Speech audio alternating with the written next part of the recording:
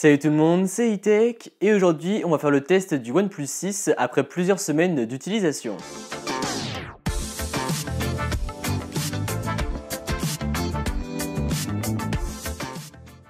Donc rappelez-vous, il y a quelques temps j'étais parti à Paris pour vous acheter ce OnePlus 6 en avant-première avant sa sortie officielle dans le pop-up de chez nous et je vous ai fait un petit déballage ainsi qu'une petite vidéo.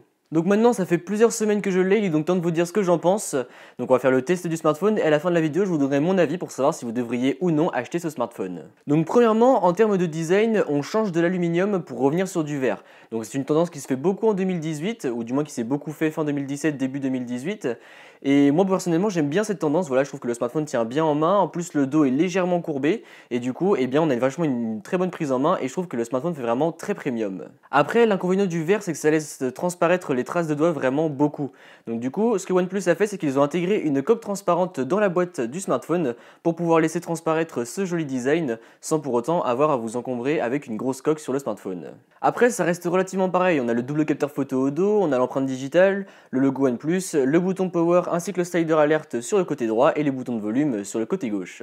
Sur le dessous, on retrouve donc le port USB-C, le port jack, bon bah il est là, personnellement je m'en sers toujours pas mais il est là, et on retrouve également des haut-parleurs qui sont malheureusement pas stéréo et ça c'est vraiment un des gros défauts de ce smartphone mais ça on y reviendra plus tard dans la vidéo. Et pour finir, sur la face avant du smartphone, on retrouve bien évidemment ce très bel écran AMOLED de 6,28 pouces avec une encoche, mais on va voir que cette encoche elle est pas si dérangeante.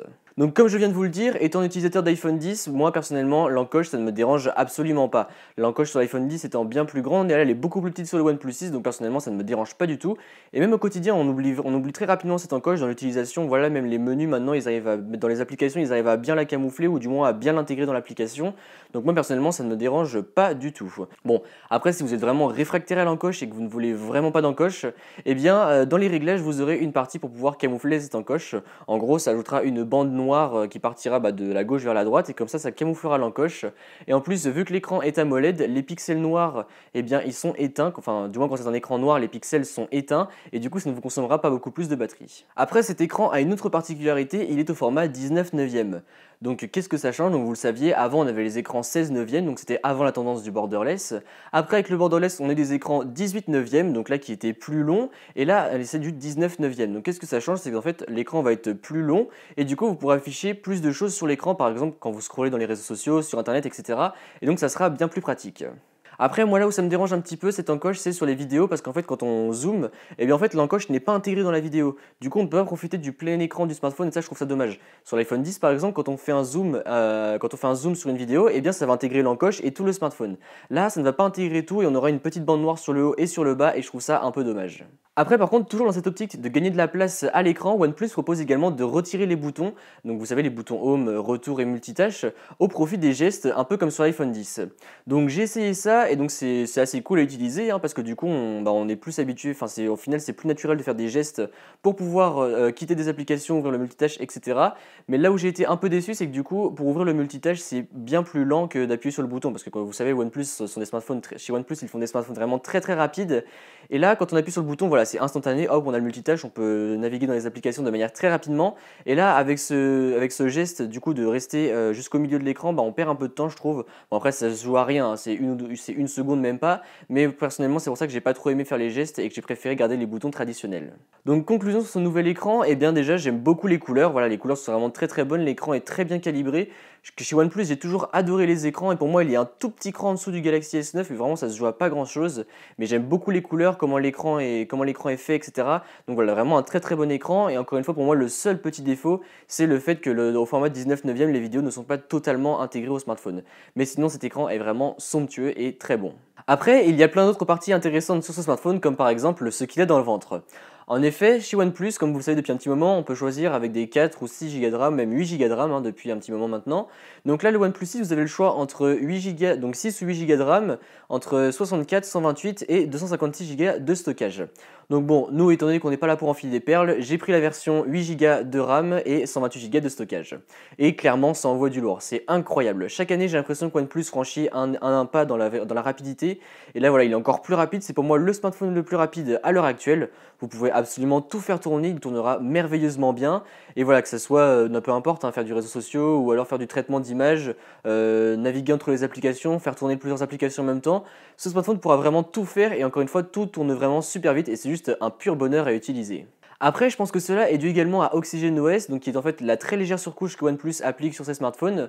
Donc en fait, c'est une surcouche qui se base sur de l'Android pur stock et qui va ajouter seulement quelques petites fonctions qui sont assez utiles, hein, comme par exemple les gestes sur l'écran éteint, etc. Et étant donné que c'est une surcouche vraiment très légère, et bien le smartphone n'aura aucun mal à tout faire tourner. Et en plus, étant donné que c'est une surcouche qui est proche de l'Android pur stock, et bien vous recevrez les mises à jour de manière très rapide. Et ça, c'est quelque chose que je trouve vraiment pas négligeable. Côté batterie, ce smartphone possède une batterie de 3300 mAh. Et donc là, vraiment, c'est encore une fois du très très bon.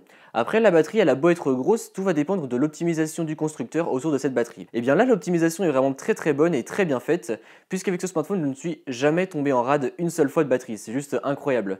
Donc pour vous résumer mes journées, eh bien je fais à peu près du 6h-23h avec une utilisation assez intensive, puisque je vais faire pas mal de messages, je vais passer des coups de fil, je vais être beaucoup sur les réseaux sociaux, répondre aux mails, etc.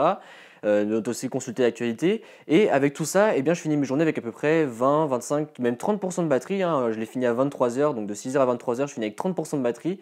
Et donc je trouve ça vraiment incroyable d'en arriver là avec un smartphone. C'est pour moi le smartphone qui me tient le plus pour l'instant en termes d'utilisation de batterie. Donc voilà, pour l'instant c'est le premier dans mon classement des smartphones les plus endurants. Donc encore une fois, hein, ça ne m'est jamais arrivé de tomber en rade avec ce smartphone en termes de batterie, mais si jamais ça vous arrive, eh bien ce smartphone est équipé de la Dash Charge. Donc la Dash Charge, qu'est-ce que c'est? C'est en fait la recharge rapide de chez OnePlus, mais c'est une recharge qui est vraiment extrêmement rapide puisqu'en 30 minutes, eh bien, vous aurez 50% de batterie dans votre smartphone qui vous permettront de tenir largement la journée. J'ai fait le test, hein, j'ai fait une fois, je me suis dit bon allez on va le charger à 50% et on va partir seulement avec ces 50% et en effet on a de quoi tenir la journée et donc c'est quelque chose que je trouve vraiment incroyable. Donc la batterie est quelque chose d'important sur un smartphone mais la photo en fait également partie et c'est un critère sur lequel je suis de plus en plus pointilleux et même vous aussi en tant que consommateur l'aide de plus en plus et c'est normal. Et bien sur ce OnePlus 6 on se retrouve avec un double capteur dorsal de 16 et 20 mégapixels et clairement les photos sont bonnes, je suis vraiment satisfait de la qualité de cet appareil photo. Les couleurs sont juste bien, elles ne sont pas trop saturées et pas trop fades non plus. Voilà, franchement c'est vraiment un très très bon appareil photo qui fera de très belles photos. Après étant donné que vous avez un double capteur photo, vous pourrez également faire des effets bokeh autour de vos photos et ça c'est un petit détail que j'aime beaucoup faire sur mes photos. Et en plus il y a eu quelques mises à jour concernant la photo sur ce OnePlus 6 et du coup les photos sont encore meilleures. Avant il y avait un petit défaut, enfin je trouvais qu'il y a un petit défaut, c'est en gros le focus des fois se faisait mais pas au bon endroit malgré le fait qu'on appuie sur l'appareil photo, enfin qu'on appuie sur l'écran là où on voulait le focus se faisait un petit peu en décalé du coup ce qui faisait qu'on pouvait avoir des écrans, des sujets un peu flous. Et donc là c'est une mise à jour avec une mise à jour ça a été corrigée à travers ce OnePlus 6 et du coup les photos sont encore mieux et voilà je suis arrivé à un point où je suis vraiment très content de la qualité photo de ce OnePlus 6. Donc la photo est bonne pour la caméra dorsale et la vidéo l'est également aussi. Donc vous vous rappelez je vous avais fait une vidéo dans laquelle je comparais l'iPhone 10, le Galaxy S9, le OnePlus 6 et le Honor 10 et donc j'avais fait un test de vidéo donc pour voir lequel avait la meilleure stabilisation avec le focus le plus rapide etc. Et le OnePlus 6 en était vraiment très très bien sorti et donc là encore bah voilà ça n'a pas changé, hein, il s'en sort toujours très bien et j'ai été vraiment très surpris de la stabilisation donc c'est vraiment un bon smartphone si jamais vous aimez faire de la vidéo occasionnellement. En ce qui concerne la caméra frontale, on se retrouve avec une caméra de 16 mégapixels et là encore les photos sont bonnes voilà et je suis content parce que c'était un des seuls smartphones Android que j'ai testé dernièrement qui n'applique pas de filtre sur les visages en caméra frontale parce que voilà il y a Samsung qui applique un filtre qui va un peu lisser le sujet, il y a également le Honor 10 qui va un peu impliquer un filtre aussi et du coup bah on aura des couleurs un peu fades. Là les couleurs sont assez proches de la réalité et je suis vraiment content de cette qualité de caméra frontale. Autre point positif de ce smartphone c'est les méthodes pour le déverrouiller.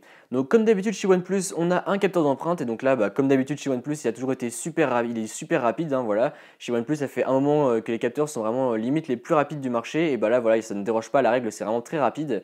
Et pareil pour la reconnaissance faciale, bien que ce ne soit pas une reconnaissance 3D mais une reconnaissance qui va se baser en fait un peu comme sur une photo, enfin du moins vous pourrez le déverrouiller avec une photo, et bien cette reconnaissance faciale est vraiment très rapide. Voilà, on tourne le smartphone, hop, on se met devant et voilà, ça se déverrouille, c'est instantané, c'est vraiment très rapide. Voilà, pour l'instant il y a encore aucune reconnaissance faciale qui ne va aussi vite que celle du OnePlus 6. Autre chose de pratique sur ce smartphone, donc ça je l'ai déjà évoqué sur le test du OnePlus 5, le OnePlus 5T et là sur le OnePlus 6, c'est le bouton Alert Slider. Donc qu'est-ce que c'est? C'est en fait un bouton qui vous permet permettre de passer du mode silence au mode sonnerie en passant par le mode ne pas déranger de manière très rapide seulement avec un bouton. Et ça c'est un bouton qui est utile, hein, pas comme un bouton par exemple pour activer Bixby qui ne servira strictement à rien. C'est un bouton pratique puisque par exemple vous êtes en cours, vous entendez une sonnerie, vous dites merde j'ai oublié d'éteindre mon téléphone ou du moins de le mettre en silencieux. Hop, on met la main dans la poche, on fait glisser pour le mode silencieux et voilà, on n'en parle plus et c'est vraiment super pratique. Mais donc là vous vous dites sûrement mais du coup ce smartphone il est parfait alors puisque tu ne nous as encore dit aucun défaut ou quoi que ce soit. Eh bien non, il n'est pas parfait. Pour moi il y a quand même un gros défaut, c'est les haut-parleurs. Voilà, j'ai limite même l'impression d'une dégradation par rapport au OnePlus 5T. Je trouve que les haut-parleurs sont vraiment dégueulasses. Le son est pas bon du tout et ça pique rapidement les oreilles. Je trouve ça vraiment dommage. Là, si OnePlus avait intégré des haut-parleurs stéréo, ce smartphone voilà, aurait été quasiment parfait. Après, il a quand même un autre défaut. Enfin, c'est pas un défaut, mais c'est du moins une spécification qui n'est pas tellement spécifiée par OnePlus finalement. C'est qu'en fait, sa résistance à l'eau, on nous dit juste sur le site de OnePlus qu'il peut résister à une petite pluie, mais après voilà, on n'en sait pas trop par rapport au reste. Donc voilà, faut quand même faire relativement attention. Et je le dis et je le répète, mais pour moi, les résistances à l'eau devraient être une norme en 2018. Après, ce smartphone est très bon, mais ce n'est pas le meilleur partout, hein. Et le Galaxy S9 est par exemple le mieux en termes d'écran. L'iPhone 10 est pour moi mieux en termes de prise en main parce qu'il est un peu plus petit et l'écran voilà, il est plus grand et on n'a pas de menton sur le bas. Donc voilà, en fait, ce smartphone est vraiment bon, mais il n'est pas le meilleur partout. Bon, par contre, après, voilà, je pense que pour le prix, vous aurez difficilement mieux. Donc après, si jamais vous avez 600 € et que vous devez changer pour un smartphone aujourd'hui, est-ce que vous devriez prendre le OnePlus 6? Eh bien, si vous êtes un adepte d'Android, franchement, foncez, vous ne serez pas déçu. La dash charge, le bon écran, les bonnes photos, voilà, il a vraiment très peu de défauts et je pense que pour le prix, on peut difficilement trouver mieux. Donc voilà, c'était pour cette vidéo, j'espère qu'elle vous a plu. Si c'est le cas, comme d'habitude, n'hésitez pas à mettre un pouce bleu, à me suivre sur les réseaux sociaux qui se trouveront dans la description et à vous abonner. Allez, salut!